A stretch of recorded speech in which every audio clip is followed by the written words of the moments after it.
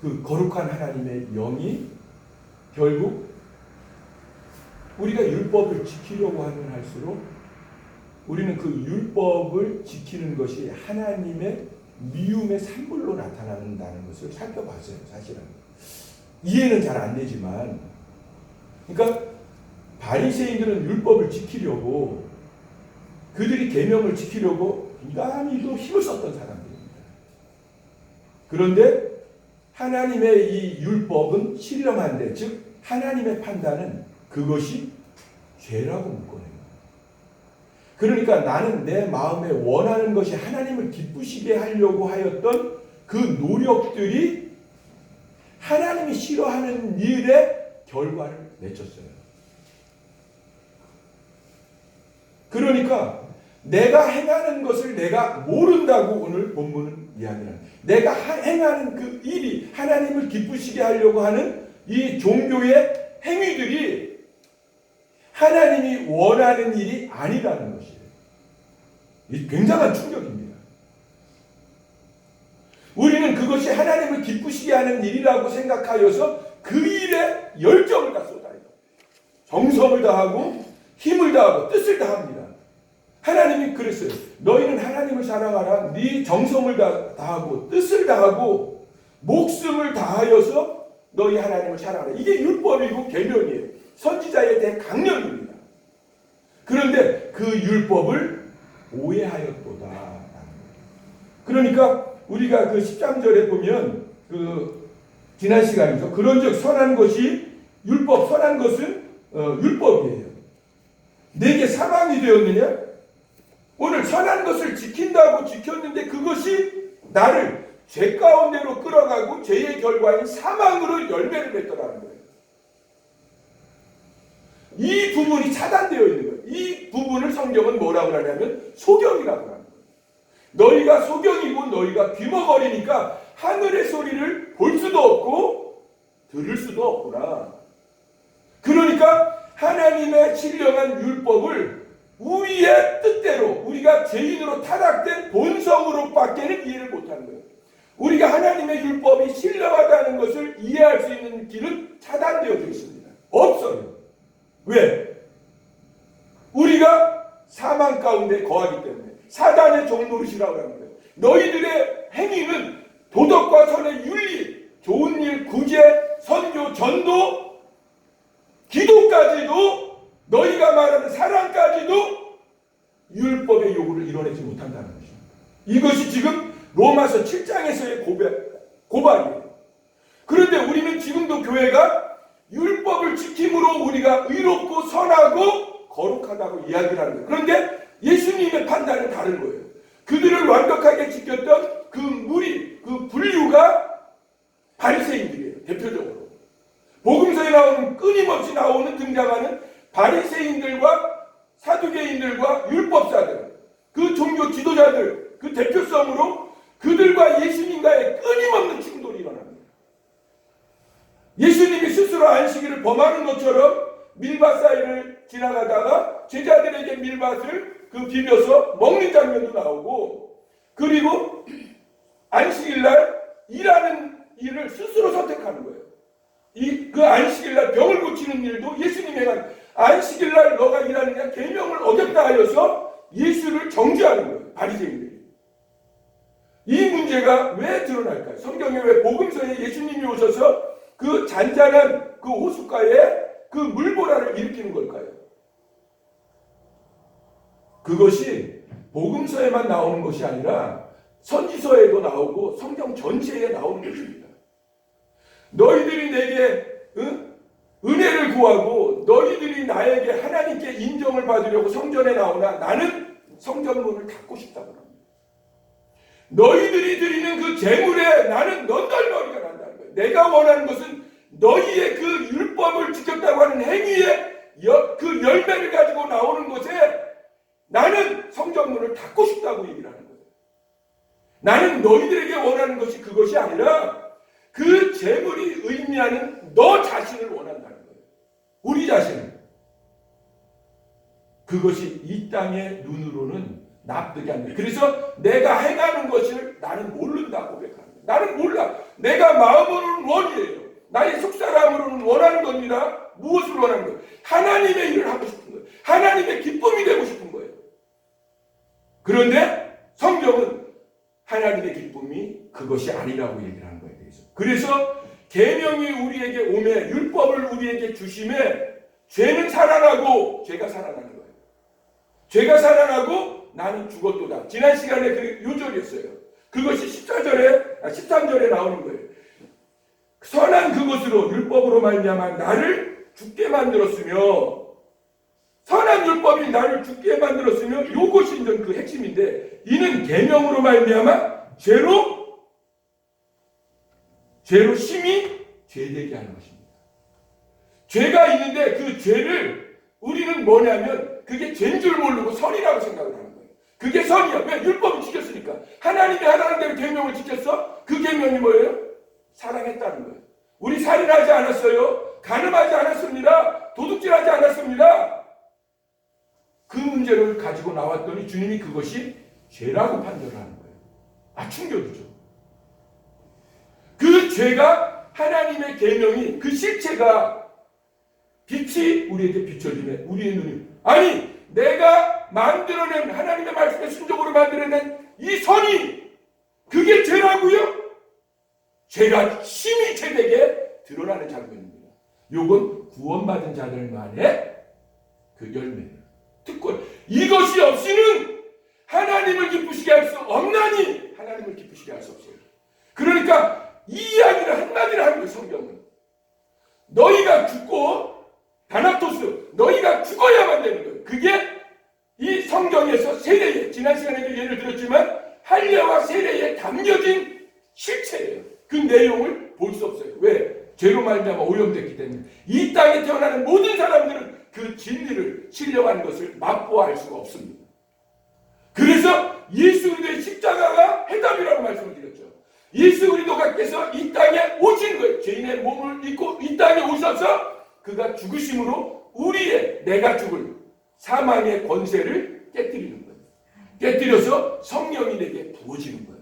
부어지니까 내가 율법의 순종으로 나왔던 그 의들이 배설물로 여겨진 거예요. 지난 시간에 반복입니다. 그것이 계속 지금 로마서 7장에서 얘기하는, 율법이 악한 것이 아니에요. 율법이 나쁜 것이 아니고 그것이 하나님의 신령한 것, 하나님의 거룩과 의롭고 정말 그 진리예요. 그 율법을 우리에게 주신 목적은 뭐냐면 죄로 심히 죄되게 하는 거예요. 그러니까 이 세상의 죄와 하나님이 선포하는 말씀의 죄와는 다른 거예요. 이 세상의 죄는 도덕과 윤리의 관점에서만 봐요. 그러나 하나님은 하마르티아라고 하는 죄, 그 하마르티아가 하나님의 의도하신 그 길을 걷지 않는 것, 그 의도를 모르는 것, 그것을 죄로 묶어버린 거예요. 그래, 모든 사람이 죄를 범하였음에 하나님의 영광에 이르지 못하더니 모든 사람들 차별이 없어요.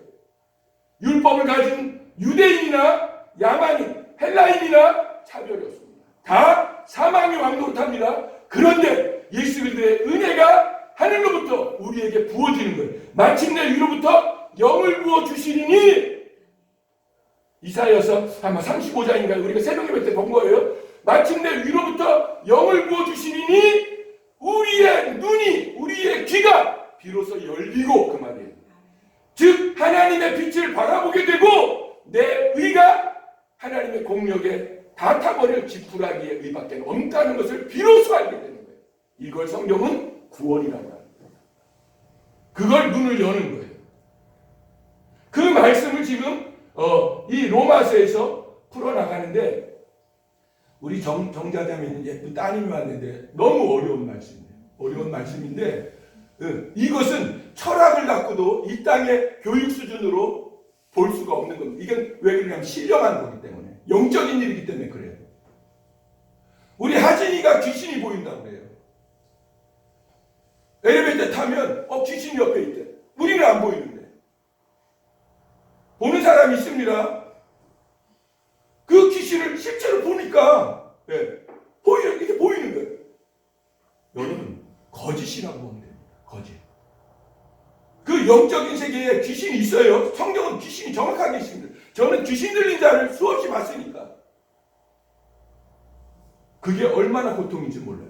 보세요. 우리가 지금 오해하는 게 뭐냐면 우리는 행복이 뭐냐면 돈이라고 생각을 해요. 돈이 많으면 이야 왜? 돈이 없으니까. 그래서 우리는 고단한 인생을 살아요. 돈이 목적이에요. 돈이. 오늘 우리 집사님께서 그 만문신에 대해서 말씀을 이렇게 기도를 해주셨는데 그 돈이 목적이에요. 세상은 전부 다 돈이 목적이에요. 돈. 돈이면 모든 것을 할 수 있다고 생각을 하는 거예요. 그런데 돈이 많은 사람들, 연예인, 그 최고에 올라선 그 스타들이 죽는 거예요. 자살하는 거예요. 우리나라 최고의 재벌의 그 딸도 맨하탄 그 아파트, 고급 아파트에서 자살했어요. 그리고 그 최고의 그 재벌 총수도 저희 학교였던 그 원서동 그 사옥에서 떨어져서 자살합니다. 그들이 힘을 가지고 아니 대통령을 역임한 사람도 죽더라니까. 이 나라 대통령 어떻게 됐는지. 평생 먹을 것이 준비됐습니다. 대통령은 경호원도 주고 집도 주고 차도 주고 돈도 줘. 부족한 게 없어요. 그리고 한 번만 와서 불려서 가면 돈 따발 안겨줘. 강연 한 번만 해달라고 하면 부족한 게 없습니다. 그런데 자살하는 거예요. 왜 그럴까요? 만족일까요? 자살하는 게 행복. 엄청난 두려움 속에 있는 거예요. 그들은 이 땅에 부러운 것을 가졌다 할지라도 두려움 속에서 벗어날 수 없어요. 이게 뭐예요? 사단이 왕노릇하는 것이에요. 모든 사람은 다 그렇게 태어난 원죄라는 것이라고 했죠. 그것을 지금 풀어내는 거예요. 이 바울이.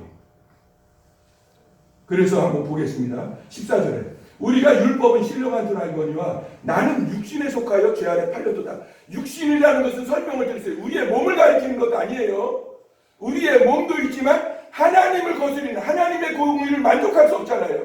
하나님의 진노가 불의로 진리를 막는 모든 불경건한 자와 불의에 대해 항상 하늘로부터 쫓아나는 거예요. 심판은 하늘로부터 오는 거예요. 은혜도 하늘로부터. 이게 하늘 이걸 말하는 것이 아니라 하나님께로부터 온다는 거예요. 우리가 주인입니다. 이 세상 사람들은 모두가 다 자기가 주인이에요. 자기의 보는 관점으로 판단을 해요. 그런데 그 판단이 잘못됐다는 거예요. 그게 죄예요. 잘못 판단하는 게 죄니까. 그래서 눈이 있어도 보지 못하고 귀가 있어도 듣지 못하는 거예요. 그런데 교회가 율법을 강조하는 거예요. 자꾸 네가 그거를 행하면 복을 받는다 하는 거예요. 여러분 복이 아니라 하나님이 아주 넌널머리를 한다고 그래요. 성경은. 그래서 성전의 문을 닫고 싶다고 하는 거예요. 내가 할 수만 있으면. 그것을 깨달은 자가 다윗이라고 새벽에 말씀을 드렸죠. 다윗이 그것을 깨닫고 하나님이 그것을 원하였더라면 내가 정말 만왕의 왕인데 부자가 됐는데 하나님의 은혜로 내가 성전도 짓고 달라는 금 다 드릴 수 있습니다. 그런데 하나님이 원하시는 것은 이 물질이 아니라 내 행위가 아니라 내 자신 나를 죽여버리겠다는 거예요. 그리고 새로 만들어내겠다는 거예요. 이게 세례예요. 다나토스 죽음입니다. 그게 세례에 포함되어 있는 거예요. 그래서 성령으로 세례를 주는 거예요. 우리가 물로 세례를 주는 것은 그건 모형이죠. 성령 오순절 날이 이르면 위로부터 영을 부어주시니 그죠? 성령이 우리에게 부어지는 거예요. 그러면 뭘 받아요? 권능을 받아요. 그게 능력이에요. 능력은 뭐냐면 병을 고치고 은사들이 아니라 능력을 오해를 하는 거예요. 능력은 뭐냐면 내가 비로소 이 마귀의 종에서 하나님의 자녀로 왔다는 것을 증명할 수 있는 것이 그 사단의 유혹을 거절할 수 있는 힘이 생겼어요. 요 감각이라고 하는 그게. 죽은 자는 감각이 없어요. 이 세상은 살았다 하나 죽은 자라는 거예요. 왜? 하나님의 말씀에 감각이 없어요. 영적인 감각이 없습니다. 소경이고 귀머거리예요. 예수 그리스도만이 우리의 눈과 귀를 열어주는 거예요. 요게 거듭남이에요. 구원을 경험하게 되는 거예요. 그래서 성령이 우리에게 부어져서 구원을 받은 자는 뭐냐면 왜 나 같은 자입니까? 왜 나를 사랑하세요? 왜 내 죄가 실체로 보여지니까 그 전까지는 내가 의롭다고 내가 주인 역할을 했는데 하나님의 그 율법이 내게 찾아오니까 빛이 들어오니까 하나님 왜 납니까? 이 바울의 고백이잖아요. 담메색 도상에서. 그런데 저도 그 고백이 우리들에게 일어나는 거예요. 하나님 아버지, 나 돈 1,000원이 헌금할 돈 1,000원이 없어요. 하나님이 나를 이 사이판까지 인도해서 나를 굶어 죽일 작정이십니까? 했더니 하나님이 저에게 말씀하는 거예요. 자연아, 내가 너를 그렇게 삼지 않아. 난 너의 아버지니까 내가 너를 구워주는 자로 삼을게. 그때 뭐예요? 전율이 일어나는 거예요. 눈물이 쏟아지고 그 기쁨이. 왜 하나님 내 기도에 응답하십니까? 내가 아닙니다. 나보다 지금 더 어려운 환경의 사람들이 있는데, 그들 죽음의 직전에 있는 사람들도 있는데 그들에게 응답을 하지 않고 왜 나한테 응답하십니까? 이 반론, 이 심령이 나를 사로잡는 거예요. 하나님이 나를 아는 거예요. 여러분, 그것이 우리의 힘이에요. 그것이 우리의 능력이에요. 그래서 주님의 이름으로 야고보서 5장 13절인가 나오잖아요. 너희 중에 고난당하는 자가 있냐. 이게 사탄의 종노릇하며 거기에 눌려서 어려운 난제가 있느냐? 너의 힘으로 해결할 수 있는 힘이 없느냐? 없다는 걸 인정하는 거예요. 왜? 내가 주인이 아니라 내 문제를 해결해 주실 분이 우리의 아버지가 있어요. 그 능력의 아버지 하나님이 계신 거예요. 그게 기도예요. 그 기도가 그 힘이에요. 너희 중에 고난당하는 자가 있느냐? 저는 기도할 것이요. 그러면 아버지의 은혜, 신령한 은혜를 통하여서 그 문제가 해결되는 거예요. 즉 내 눈을 열고 내 귀가 열리는 거예요. 전능자가. 자연아, 염려하지 말어. 너 안 굶어 죽어. 이라는 거예요. 굶어 죽을 줄 알고 두려워서 하나님 내 자존심을 버리고 돈을 빌려 가야 되는데 어떻게 해야 됩니까? 그랬더니 하나님이 그렇게 얘기를 하는 거예요. 내가 너를 구워주는 자.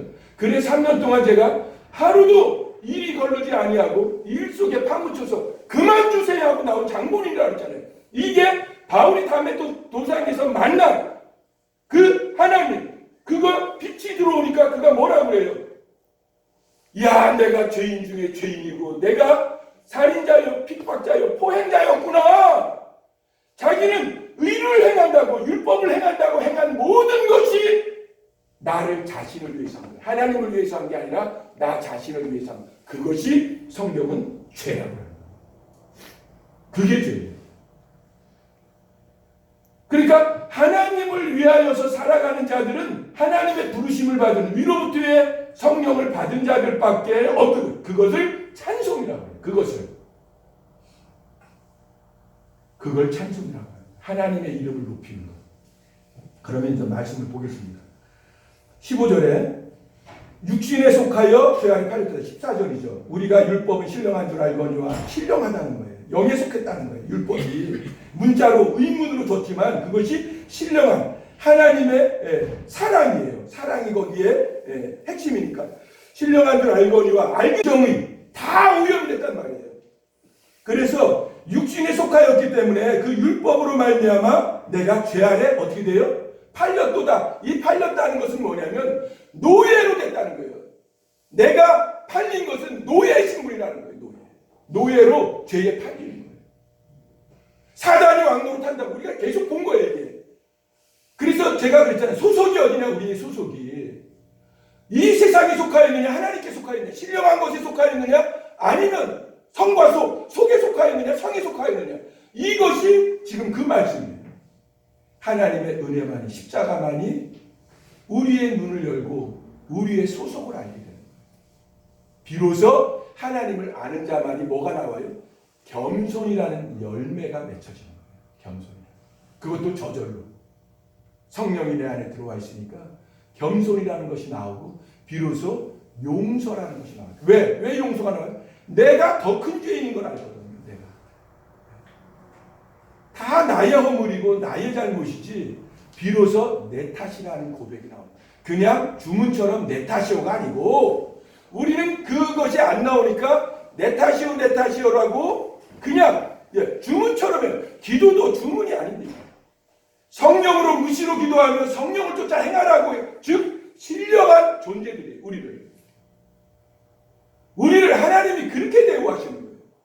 그래서 주인이 우리가 아니라 우리의 주인은 아버지가 되는 거예요. 하나님 아버지가 되는 거예요.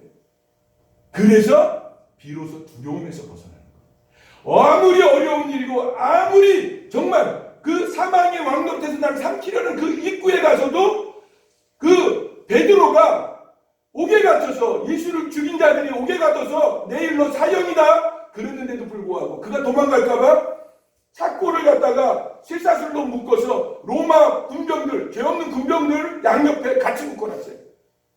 군대에서 3명이 일조가 되듯이 그 감옥 안에서 베드로에게 그렇게 사도행전을 보면 묶어놨어요.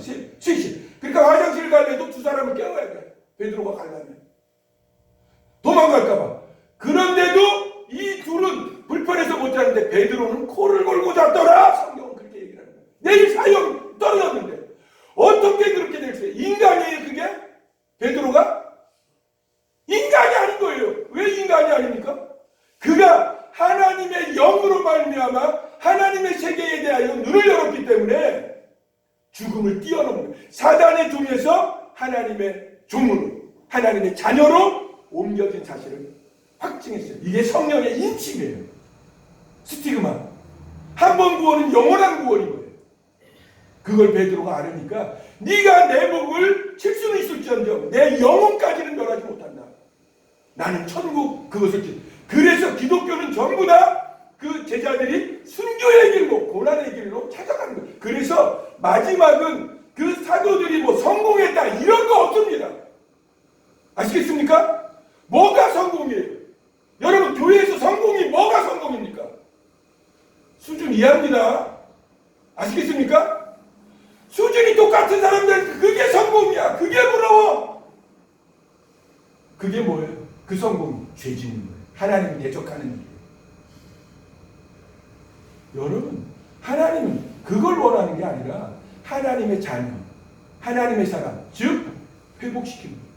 그래서 제가 예를 오늘 하나 드리겠습니다. 바로 우리가 새벽 예배 때 본 거예요. 이제 월요일 날은 16장을 나가요. 누가복음 15장에 3가지 비유가 나옵니다. 3가지 비유가 나오는데 앞에는 그 씨 뿌리는 비유, 씨 뿌리는 비유가 아니죠. 거시기 비유가 나오고 그 두 번째 비유는 데나리온이 아니죠. 동전에 잃어버린 동전. 그리고 3번째 비유가 핵심입니다. 똑같은 비유인데 잃어버린 자를 찾아 오셨다는 거예요. 예수 그리스도가. 여러분 교회에 나왔다는 것은 우선 선택이 된 거예요. 내가 잃어버린 자구나. 내가 하나님의 자녀고 천국의 눈을 열겠구나라는 의미가 담겨져 있는 거예요. 지금은 모르지만 그게 하나님의 그 계획에 따라서 성장이 되는 거예요. 그래서 거기에 마지막 탕자의 비유가 나오는데 그 둘째 아들이 아버지 나 분깃을 주세요. 그 아버지가 부자니까 아버지의 그 품을 떠나고 싶은 거예요. 간섭하기 싫은 거예요. 나도 내가 주인으로 살아가고 싶어요. 그래서 나는 똑똑하고 내가 능력이 있어요. 그래서 아버지 유산을 주세요. 야 유산은 죽어서 주는 거야. 이렇게 아버지가 얘기하지 아니하고 그에게 돈을 분깃을 떼어줘요. 둘째 아들에게. 장남은 더 많이 주고 둘째 아들에게 분깃을 떼어주니까 이 둘째 아들이 그 가출을 하는 거예요. 출가를 하는 거예요. 집에서 떠나가는 거예요. 떠나가서 먼 타국에 가서 그 돈을 가지고 사업을 합니다. 그 돈을 가지고 내가 주인이 되어서 우리 아버지의 기쁨, 아버지보다 더 크게 되리라. 그 비전을 펼쳐냈다 그랬죠. 펼쳐냈는데 안 되는 거예요. 기근이 찾아오고 환난의 바람이 불어오고 고난 가운데 병들게 되고 이상하게 자기는 열심히 최선을 다하려고 하는데 더 크게 돼서 내가 하나님 앞에 의를 가지고 가고 싶은데 아버지 앞에 결국은 망해서 노예가 됩니다. 요게 팔린 거예요. 죄악에 팔린 거예요. 그 둘째 아들이 팔렸습니다. 아버지가 알고 그를 팔아 넘기는 거예요. 네가 그래 네 뜻대로 해봐라. 그거죠. 용락이죠. 사단에게 잡혀서 그가 광야로 나갔으나 그 먼 타국으로 나갔으나 결국 성경은 허랑방탕이라고 그래요. 허랑방탕은 그 술집에 가서 아가씨들과 다 한것이 허랑방탕일 수 있지만 저는 그렇게 보지 않아요. 하나님을 떠나고 하나님을 외면하는 것이 허랑방탕입니다. 할렐루야. 바리새인들의 의가 다 허랑방탕인 거예요. 하나님의 의를 모르고 힘써 죄를 짓는 거예요. 자기의 의를 만들어내서. 그것이 어떻게 보면 교회에서 지금 나오는 게 선교의 열매, 전도의 열매, 구제의 열매, 헌금의 열매, 이런 걸로 나타날 수 있어요. 그게 성령으로 나타날 수가 있고 율법으로 나타날 수 있다. 율법으로 나타나는 건 뭐예요? 자기의 의를 낳아서 남을 정죄하게 되는 거예요. 그런데 내가 하는 건 뭐예요? 성령으로 하는 것은 남을 세우는 거예요. 왼손이 하는 일을 오른손이 모르게 하고, 그래서 교회의 유익이 되는 거예요. 왜? 아버지께서 하시니까. 나를 그렇게 의인으로 대우하시는 하나님, 그 아버지를 찬송, 그걸 성경은 찬송이라고 해요. 할렐루야. 그게 감사가 돼요. 그 이야기를 하고 있는데 그 세계에 대해서 눈을 못 누르니까 만들어내, 의도적으로 자꾸 만들어. 그래서 이벤트를 만들어. 자꾸 이벤트를 해서 뭐 전도 뭐 막 나쁘다는 게 아니라 좋죠. 어떻게 하면 더 하나님의 복음을 전해서 그들을 잃어버린 자를 찾을 수 있을까? 하나님의 뜻대로 우리가 삶의 현장에서 그 전도인의 삶을 살아내는 거예요. 그게 너희는 세상의 빛이라는 거죠. 어둠, 우리만이 빛이에요. 세상은 어둠입니다. 그들은 자기들이 만들어내는 도덕과 윤리의 의가 아니에요. 성경에서는. 그래서 세상의 죄와 교회에서 이야기하는 죄가 다른 거예요. 그래, 죄라는 하마르티아 설명했잖아요. 하마르티아는 관역에서 벗어난 거예요. 하나님의 뜻을 모르고서는 그 관역을 향해 걸어나갈 수가 없는 거예요. 그래서 바리새인과 유대인들이 하나님의 예수 그리스도의 그 판단을 받게 되는 거예요. 그래 보세요. 여기 누가복음에 두 아들이 있는데 제가 이런 그 본문을 찾아왔어요. 12절에 누가복음 15장 12절에 그 둘째가 아버지에게 말하되 아버지여 재산 중에서 내게 돌아올 풍깃을 내게 주소서 하는지라. 아버지가 그 살림을 각각 나누어 주었더니 그 후 며칠이 안 되어 둘째 아들이 재물을 다 모아가지고 먼 나라에 가 거기서 허랑방탕하여 그 재산을 다 낭비하였더니. 여기서 허랑방탕하다는 말이 나와서 그 형이, 그 첫째 형 집에 아버지가 있었잖아요. 그 이제 뒤에 마지막 끝부분에 보면 아버지 왜 저 동생이 자기 분깃대로 가지고 집을 나갔는데 가출했다가 지금 돌아와서 거지가 돼서 왔는데 그에게 왜 송아지를 갖고 잔치를 배설합니까? 허랑방탕해서 창기와 놀아놓은 자 아닙니까? 내치세요 이런다니까요. 그게 뭐예요? 율법. 바리새인들의 시각이에요. 그런데 하나님은 뭐라 그래요? 죽었던 아들이 살아왔지 않습니까? 죽었던 아들로 되어왔는가. 우리가 밖으로 나갈 수 있어요. 그것이 룻기서에서 제가 해답을 찾았어요. 새벽에 인도할 때 룻기서가 떠오르는 거예요. 룻기서가 뭐예요? 그 베들레헴에, 하나님의 그 시온성에, 예수님의 고향인 베들레헴에 기근이 들었는지라, 기근, 고난이 찾아왔는지라. 그리하여서 엘리멜렉과 그의 아내 나오미와 기럐과 말론 요 네 식구가 모압 지역으로 갑니다. 기근을 피하여. 그래서 거기에 10년 동안 있는 동안 아버지가 엘리멜렉이 죽고 그의 아들 기럐과 말론이 죽고 거기에서 두 며느리만 남았어요. 그런데 거기에서 뭐라고 그래요? 나오미가 고향에 베들레헴에 풍년이 들었다는 소문을 들어요. 내가 여기서 주염 열매를 먹고 내가 정말 하나님의 그 기업이 있는 자인데, 예루살렘에 내 하나님의 분깃이 있는 건데 내가 이렇게 비참하게 되구나. 모든 것을 다 잃어버렸구나. 고난입니다. 고난 중에 뭐 하라고? 기도해요. 나오미는 하나님을 믿는 자이기 때문에 하나님을 이렇게 기도한 거예요. 하나님, 내가 이렇게 이방 땅에서 너무나 힘듭니다. 나 죽게 되었어요. 그때 하나님이 베들레헴의 풍년이다. 돌아가라 고향으로. 말씀으로 돌아가라. 그 말이에요. 돌아가라 그 말을 듣고 두 자부를 데리고 가려고 합니다. 이게 육신의 법이에요.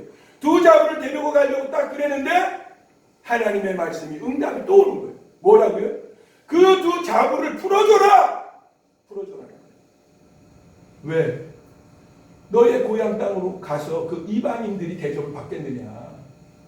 그리고 너한테는 지금 아들이 없기 때문에 네가 지금 할머니인데 아들을 낳아서 그들의 남편으로 줄 수 있느냐? 없지 않느냐? 그러니까 그걸 설명하고 계대법이라고 했어요. 그걸 설명하고 나서 너희는 이 모압 땅에서 새 시집이라니까 이상하네. 예. 다시 시집 가라. 하나님이 시집 가라는 겁니다. 예? 시집을 가서 재혼하라. 그리고 너희는 행복하게 살아라. 그게 행복이다. 그렇게 하고서 이 나오미가 가려고 할 때에 나오미가 뭐라고 고백하냐면 하나님이 나를 치셨으므로 이렇게 나와요. 하나님이 나를 치셨으므로. 그 말씀이 13절에 나옵니다. 룻기서 1장 13절에 너희가 어찌 그들이 자라기를 기다리겠으며 내 아들을 자라기까지 기다리겠으며 나는 소망이 없다. 어찌 남편 없이 지내겠다고 결심하겠느냐. 내 딸들아 그렇지 아니하리라. 여호와의 손이 나를 치셨으므로. 여호와의 손이 나를 치셨으므로 한 거예요. 이게 제가 볼 때는 가라테요. 여호와의 손이 나를 죽였으므로. 그 말로 저는 보이는 거예요. 치셨으므로 내가 이 모압 땅에서 나온다. 이게 출애굽 사건. 애굽에서 하나님이 그들에게 치셨으므로 즉 장자들을 쳤어요. 거기에서 장자들을 살려주는 거예요. 예수 그리스도의 피, 어린 양의 피를 문설주에 바른 자마다 사망이 넘어가는 거예요. 거기에 항복한 거잖아요. 쉽게 안 보셨습니까? 그죠? 네. 쉽게라는 영어가 있습니다. 거기에 보면 10번째 재앙. 장자를 치는. 왜? 초태생, 장자는 하나님의 것이다. 그 말씀대로 죽이는 거예요. 양의 피만 발라놨으면 사는데, 이방인이 그러고 양의 피만 발라놨으면 문설주와 일박에 발라놔서 사는데, 그것을 모르는 거예요. 가르쳐줘도 그게 우리를 살리냐? 우리 아들을 살리냐? 못 살려. 우리의 생각이에요. 오염된 우리의 육신의 법이란 말이에요. 사망의 법이에요. 육신의 법은 사망으로 말미암아 왕노릇하는 거예요. 그렇기 때문에 이 기독교가 무슨 구제하고 뭐 이런 거 당연히 필요한 거지만 그게 모토가 되는 게 아니라 기독교는 먼저 구원이 있어요. 영혼 구원이 있어요. 그래서 믿음이라는 것이 설명이 되지 않고서는 이 모든 것이 볼 수도 없고 깨달을 수도 없는 거예요. 그래 믿음은 하나님이 주시는 선물이요. 믿음으로 말미암아 살고 믿음으로 의롭게 되고 그 믿음에는 모든 민족이 차별이 없는 거예요. 헬라인이나 유대인이나 하나님의 그 믿음은 능력이 된다. 이렇게 로마서는 출발했다고 우리가 다 지나왔던 시간들입니다. 그래 오늘 본문에 들어와서 그 치셨으므로 여호와의 손이 나를 치셨으므로 여호와의 손이라는 거예요. 여호와의 손이 나를 치셨으므로 나를 쉽게 얘기해서 망하게 하였으므로 나를 죽였으므로 즉 홍해바다에 빠뜨렸으므로 내가 죽으니까 사망의 법, 율법의 법이 떠나가는 거예요. 나에게 죽은 자에게는 힘을 쓰지 못해요. 기생충이 어떻게 돼요? 죽으면 기생충도 같이 죽는 거예요. 내 안에 사망이 있었는데 왕노릇하는 사단의 그 권세가 내 속에 있었는데 육신의 법에 있었는데 내가 죽었어. 그러니까 이 사망의 법이 나 산 자에게만 역사하지 죽은 자에게는 역사하지 못해요. 그래서 사단이 우리에게 할 수가 없는 거예요. 그것이 세례로 집약돼서 우리에게 말씀을 주는 거예요. 내가 죽고 내가 그리스도로 말미암아 살아났다. 부활. 그래 부활의 영이라고 했죠. 네? 부활의 영으로 인도함을 받는 자. 너희의 안에 하나님의 영이 거하지 아니하는 자는 그리스도인이 아니니라. 즉 알 수도 없고 깨달을 수도 없고 자기가 행하는 선이 무엇인지도 모른다는 거예요. 그래 그들은 사망의 왕노릇하는 자고 우리 하나님의 은혜를 받은 자들은 생명의 왕노릇합니다. 그 말씀을 지금 설명하고 있는 것입니다. 15절 한번 보겠습니다. 내가 행하는 것을 내가 알지 못하는 그 말이에요. 내가 행하는 것을 알 수가 없어요. 눈을 열지 못하면 그건 내가 원하는 것을 행하지 아니하고 하나님을 기뻐하는 일을 하려고 율법을 지켰지만 도리어 그것이 하나님의 미워하는 것을 행한 결과로 나타났더라. 이게 빛이 오기 전까지는 몰라요. 바울이 다메섹 도상에서 그 사실을 목도하고 그가 변화되는 거예요. 그게 죽고 부활의 영으로 살아나는 것입니다. 16절에 만일 내가 원하지 아니하는 그것을 행하면 내가 이로써 율법이 선한 것을 시인하노니 하나님이 우리의 주인인 거예요. 내가 원하여서 내가 주인이 되어서 내가 그것을 원한다고 해서 할 수가 있는 일이 아닙니다. 우리가 하나님을 기쁘시게 할 수 있는 자가 될 수가 없어요.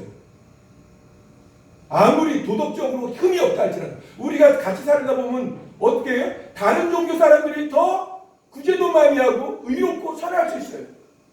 그러나 그들은 하나님이 없다고 하는 자. 그것이 미련한 자고 그것이 무지한 자라고 성경은 얘기합니다. 이 세상에 배우고 못 배우고가 아니라 영에 대해서 눈을 열었느냐 못 열었느냐, 너희가 하나님의 자녀로 부름을 받았느냐 못 받았느냐의 차이로 주님이 판단을 합니다. 시간이 다 넘었네요. 17절 보겠습니다. 빨리 마무리하겠습니다. 이제는 그것을 행하는 자가 내가 아니면 내 속에 거하는 죄니라. 내 속에 뭐가 있어요? 죄가 있어요. 사망을 위하여 열매를 맺는, 즉 하나님을 거스리는 내 행위가 있어요. 이게 나는 스스로 속는 거예요. 선이라고. 윤리와 도덕. 난 도덕질 안 했어. 나는 사랑했어. 사랑합니다. 교회 오시면 사랑합니다. 인사합시다. 사랑합니다. 속은 가다가 그냥 돌불에 넘어져 버려요. 이 마을인데도 그걸 주님이 보고 계세요. 사랑합니다가 사랑이야. 그의 중심. 나는 외모를 보는 자가 아니라 중심을 본다. 그 중심, 즉 성령으로 말미암아 하나님의 사랑의 부음을 받은 자. 그래서 비로소 그 사랑의 열매가 저절로 열매. 전부 그 얘기예요. 포도나무의 비유도 마찬가지예요. 너희가 열매를 맺는 것이 아니라 나무에 붙어만 있으면. 너희가 전에는 돌감람나무였는데 예수 그리스도의 은혜로 말미암아 참감람나무의 접붙임을 받아서 거기에서 선한 기운을 받아 선한 열매 참감을 맺는구나. 전에는 뭐예요? 똘감이잖아요. 똘감은 패대기를 치는 거예요. 이건 뭐 어떤 똘감이네 버려지고 밟히는 건데, 참감은 귀히 여김을 받는 거예요. 그게 뭐예요? 은혜, 접붙임을 받는 거예요. 우리의 본성은 죄인이었으나 하나님의 은혜가 나를 찾아와서 나를 설득하고 나를 인도하고 나를 그리스도에게 접붙여 주니까 저절로 포도의 열매가 맺혀지는 거예요. 내 힘이 아니라 하나님의 은혜로 말미암아 맺혀지는 열매. 그것이 성령의 열매라고 하죠. 갈라디아서요. 그래서 너희들이 공수로 나오지 마라. 이건 뭐예요? 추수감사절 때 열매를 갖고 와라. 그 열매가 아니라 성령의 열매. 그게 우리의 성품. 하나님의 성품, 인격적인 지정의. 그 변화된 그 삶으로 예배하는 것이 하나님이 기뻐하시고 그 선물을 증명해내는 거예요. 하나님이 우리를 왕같은 제사장이요 거룩한 나라요 그의 소유된 백성임을 인천은 결과물로 나타나는 거예요. 그러니 자랑이 있을 수가 없어요. 내가 만들어낸 것이 아니라 하나님이 만들어낸 열매이기 때문에 자랑이 없어요. 율법은 자랑이 있다고 그랬잖아요. 율법은. 나는 했는데 왜 너는 안 했니? 정죄가 이거네. 그래서 8장 1절에 보면 그리스도 안에는 그러므로 이제 그리스도 예수 안에 있는 자에게는 결코 정죄함이 없나니 이는 그리스도 예수 안에 있는 생명의 성령의 법이 죄와 사망의 법에서 너를 해방하였습니다. 구원하였습니다. 즉 쇠사슬을 끊어준 거예요. 옥에 갇혀있던 사단의 그 진노의 그 사망의 법에서 해방하는 거예요. 예수 믿고. 그래 기독교는 십자가가 우리의 도예요. 진리입니다. 십자가는 뭐예요? 우리의 죄를 해결하는 사건이에요. 그 해답이죠. 그렇게 말씀을 드린 거예요. 결론이 그렇게 나왔는데 한번 마무리하겠습니다. 18절에 17절 한 사람 왜 이게 딴 사람이 나오는데 18절에 내 속 곧 내 육신에 선한 것이 거하지 아니하는 줄을 아노니 즉 하나님의 은혜로 눈을 여는 자는 내 육신에 선한 것이 없어요. 하나님을 전부 다 내가 마음으로 하나님을 기쁘게 하려고 하는 그 행위 자체가 전부 다 죄예요. 그게 죄라는 거예요. 어렵습니다. 우리의 세상이 선이라고 칭찬을 받아요. 이야, 저 믿음 좋아. 믿음 좋으신 목사님이셔. 믿음 좋으신 장로님이셔. 믿음 좋으신 권사님이셔. 칭찬을 받는데 그들의 목은 그 소리를 들을 때마다 고다집니다. 그런데 그 소리를 들을 때 성령이 사람은 뭐예요? 쥐구멍이라도 들어가고 싶은 거예요. 할렐루야. 나 같은 죄인인데 하나님의 공로로 맺혀진 열매들인데 왜 나를 칭찬하느냐. 하나님의 이름을 높여라. 이렇게 하고 자기는 빠지는 거예요. 이것이 성령의 사람이에요. 그게 믿음의 사람입니다. 내가 죄인의 죄인임을 아는 거예요. 은혜를 경험한 사람들의 그 생각. 이것이 하나님의 새 생명, 새 법이에요. 성령의 법이에요. 그 법. 그러니까 성령의 법이 없이 전부 다 율법의 법, 사망의 법으로 열심을 내는 거예요. 열심. 그래서 뭐예요? 탑을 교회 탑을 높여가는 것 혹시 아닙니까? 그게 바벨탑이 될 수 있다는 사실을 기억하셔야 돼요. 성령의 소리를 못 듣는.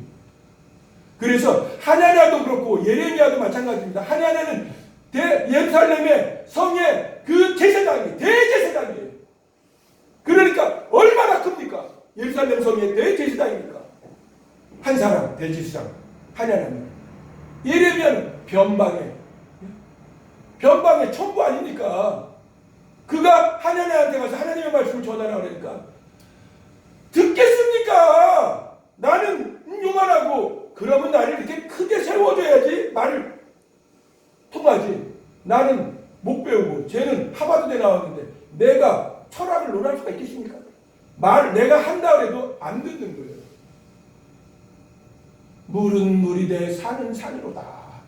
내가 얘기하면요 웃기고 자빠졌네. 비영신. 당연히 물은 물이고 산은 산이지. 그랬더니 무슨 철수님이 얘기했더니 그걸 그렇게 심오한 뜻이 무슨 심오한 뜻이 있어요? 예? 이게 편견이에요. 오염된 우리 인간은 외모를 추구할 수밖에 없어요. 그 내용을 볼 수 있는 눈이 없습니다. 오직 성령으로 거듭난 자만이 그 영의 세계를 비로소 합니다. 그래서 베드로가 도미네오 코바디스 하고서 돌아가는 거예요. 사망의 길로. 네가 버리고 가는 로마로 나는 간다. 예수님을 만나잖아요. 만나서 그가 결단하고 죽으러 가는 거예요. 무덤을 향하여 가는 거예요. 다나토스예요. 나를 죽이는 거예요. 기독교는 나의 본성, 나의 육신, 육체의 법, 사망의 법을 매일매일 죽이는 훈련이 기도 생활이에요. 경건의 생활입니다. 경건의 능력입니다. 그때 기쁨이 솟아나는 거예요. 하나님은 나의 아버지십니다. 이 한마디로 이 세상의 기쁨을 선포하는 거예요. 남은 하나로죠. 야, 그 정말 그곳에서 감사가 나오겠다. 아닙니다. 제가 오늘 시간이 많아서 시간이 다 돼서 더 못하는데 평론가의 말이 돈이 그 기생충의 평론을 했는데 돈 없는 자는 비참하다는 거예요. 여러분 아닙니다. 영의 세계에 눈을 못 떠서 그렇습니다. 돈이 없어도 내가 하나님의 세계를 알면 진정 하나님의 선하심을 맛보 알면 감사와 찬송입니다. 바울이 그 빌립보 감옥에서 너희는 항상 기뻐하라. 쉬지 말고 기도하라. 범사에 감사하라. 이것이 너희를 향한 아버지의 뜻입니다. 그 말씀을 이해할 수 없어요. 할렐루야. 여러분들이 성령으로 거듭나서 하나님의 영의 사람 그리스도인이 진정으로 될 때 우리를 통하여 전도의 열매 정말 그 아름다운 생명의 열매가 저절로 맺혀지는 역사가 일어나는 것입니다. 기도하시겠습니다.